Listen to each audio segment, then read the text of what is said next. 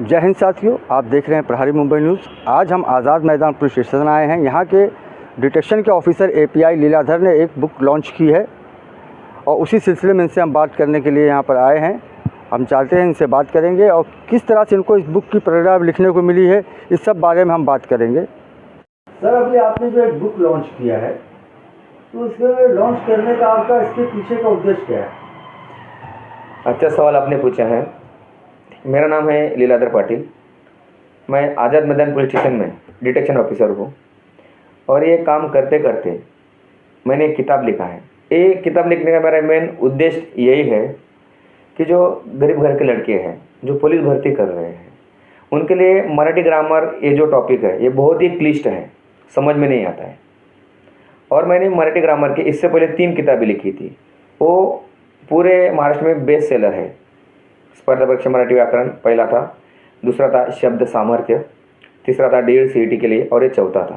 ये चौथा जो मेरा किताब है ये महाराष्ट्र पुलिस भर्ती मराठी व्याकरण और सराव, मतलब मैंने मीनिंग ही क्लियर कर दिया है। इसमें ग्रामर तो है ही, ग्रामर के साथ क्वेश्चन पेपर मैंने सॉल्व करने के लिए दिए हैं।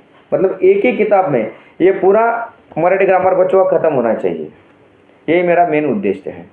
नहीं सर, आपको इसकी प्रेरणा कहाँ से मिली? हाँ, मैं आपको अभी यही बता रहा हूँ कि ये प्रेरणा यही मिली कि जो मेरे स्टूडेंट थे पहले जब मैं पढ़ाता था तब मेरा एक किताब जो था बड़ा किताब था ग्रामर का। तो बच्चों ने बोला सर पुलिस भर्ती के लिए 20 से 25 मार्क्स के लिए ग्रामर है और इसके लिए किताब बहुत बड़ा हो जाता है, तो आप ऐसा कुछ अलग कीजिए ना। तो फिर मैंने क्या किया, जो पुलिस भर्ती की क्वेश्चन पेपर थी उसके 15-20 साल से मैंने स्टडी किया और स्टडी करने के बाद मैंने एग्जैक्ट पुलिस भर्ती के लिए क्या आ सकता है, उनके लिए क्या ग्रामर होना चाहिए, इसलिए मैंने वही से मेरी प्रेरणा मिली। सर, ये बुक जो है अगर ये लेना चाहे तो कहाँ पे मिलेगी? कैसे इसको अगर हासिल करना चाहे, कोई लेना चाह रहा है तो कहाँ पर जाए लेने के लिए? हाँ, ये जो किताब है दीपस्तंभ प्रकाशन ने प्रकाशित की हुई है। दीपस्तंभ का जो ऐप है, वेबसाइट है, उससे भी आप ले सकते हैं या फिर महाराष्ट्र में हर एक दुकान में अवेलेबल है। मतलब पूरे इंडिया में भी मिल सकती है? इंडिया में नहीं, ये महाराष्ट्र है, सब्जेक्ट मराठी होता है, ये मराठी सिर्फ महाराष्ट्र के लिए है। इसलिए अपने पूरे ऑल ओवर महाराष्ट्र में हर एक दुकान पे आपको मिल जाएगा। चलिए ठीक है सर, आप डिटेक्शन में हैं और काफ़ी बिजी शेड्यूल रहता है, और किस तरह से आपने टाइम निकाला? बहुत मेरे लिए भी अच्छा सवाल है कि डिटेक्शन ऑफिसर ये सबसे बिजी ऑफिसर होता है। तो अब एक कहावत है, हम हर आदमी को कोई काम करना होता है ना तो हर तरीके से करता है। यदि हमारा नाइट ड्यूटी रहता था तो मैं नाइट ड्यूटी करके दिन में टाइम निकलता था। यदि हमारा डे ड्यूटी रहता था तो डे ड्यूटी करके घर पे जाके मैं वो टाइम निकलता था।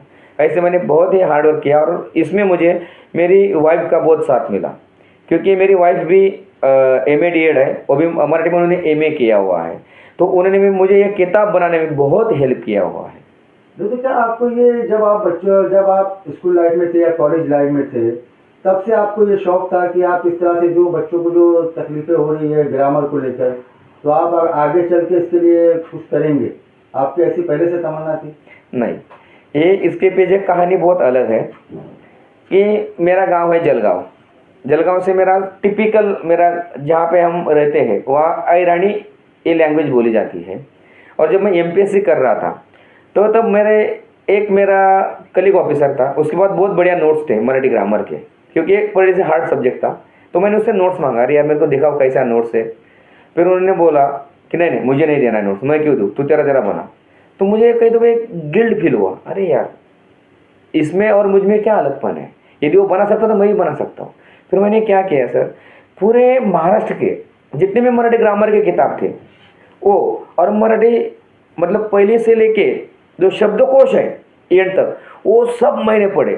और सब पढ़ने के बाद कम से कम मैंने 20 किताबें पढ़ के 20 से 25 किताबें पढ़ के अपना एक जो किताब बनाया वो, इसलिए मैंने वो किताब बनाया। नहीं, कहीं कहीं ऐसा लगता है कि आपकी एक दिली ख्वाहिश है कि ज़्यादा से ज़्यादा बच्चे जो है कि मराठी एजुकेशन ले, तालीम इसकी मराठी के अंदर तालीम ले और उनको दिक्कत ना आने पाए। कहीं ना कहीं ये सोच तो आपको आपके दिल में आई होगी, तब तो आप इस तरह कर रहे हैं।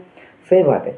नहीं, कहने का मतलब ये है कि जो बच्चे हमारे, मैं आपको वही बोल रहा हूँ, जो पुलिस भर्ती करने वाले बच्चे हैं व्यक्ति मीडियम फैमिली से होते हैं या फिर शायद कहीं उनका मराठी ग्रामर कच्चा रहता है, तो और यदि आपको पुलिस बनना ही है तो उसके लिए आपको ग्रामर आपको देना ही रहेगा, तो उसके लिए एक कंपलसरी है मैंने किया है। नहीं सर, जैसे अभी अगर बच्चे पढ़ेंगे और लिखेंगे तो वही कामयाब हो सकते हैं। बराबर, वो देश वही उन्नति पे जाता है जो जहाँ पे बच्चे तालीम हासिल करते हैं, एजुकेशन हाई होती है तो बच्चे जाते हैं। तो कहीं ना कहीं आपके दिल में ये भी सोच आई कि हम इसको मराठी में कर दें ताकि ज़्यादा से ज़्यादा लोग मराठी भी जान जाएं।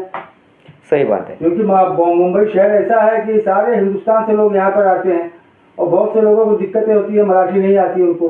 तो आपकी ये सोच है कि ये बुक से जो है कि जो जिन लोगों को नहीं आती वो ये बुक ले, इसको स्टडी करें और मराठी सीखें। सही हो भी सकता है। जो लोग अदर स्टेट से आए हुए हैं, यदि उनको मराठी सीखना है, स्पेसिफिकली ग्रामर सीखना है, तो उनके लिए बहुत ही बढ़िया सुनहरा असर है ये। चलिए ठीक है, धन्यवाद आपका। तो अभी आपने देखा कि डिटेक्शन ऑफिसर एपीआई लीलाधर जी से हमने बात की कि आपको ये बुक लिखने की प्रेरणा कहाँ से मिली। तो उन्होंने कहा कि ये बुक लिखने की प्रेरणा मुझे इसलिए मिली कि जब मैं स्कूल लाइफ में था तो कुछ ऐसी बातें हुई है जिसको लेके मैंने ये सोचा क्यों ना मैं एक बुक लिखूं जो कि मराठी बच्चे जिनको ग्रामर में दिक्कतें आती है या जिनको मराठी नहीं आती है, तो उनको पुलिस में अगर आना है तो उनको एग्ज़ाम में भी देना है, तो एग्ज़ाम में दिक्कत ना होने पाए, आगे जाके और भी बच्चे जो है कि हमारे बच्चे और तालीम हासिल करें और ज़्यादा से ज़्यादा लोग मराठी सीखें। जबकि जब उनसे यह सवाल किया गया कि डिटेक्शन ऑफिसर की जो लाइफ होती है वो काफ़ी बिजी होती है, तो उस पर उन्होंने कहा कि बिज़ी तो होती है लेकिन मेरे अंदर मैंने निश्चय कर लिया था कि मुझे ये काम करना है। और हमारी जो मिसेज़ हैं उन्होंने काफ़ी हमको इसमें सहयोग किया। सहयोगी सलमान के साथ मैं जावेद शेख, प्रहारी मुंबई से।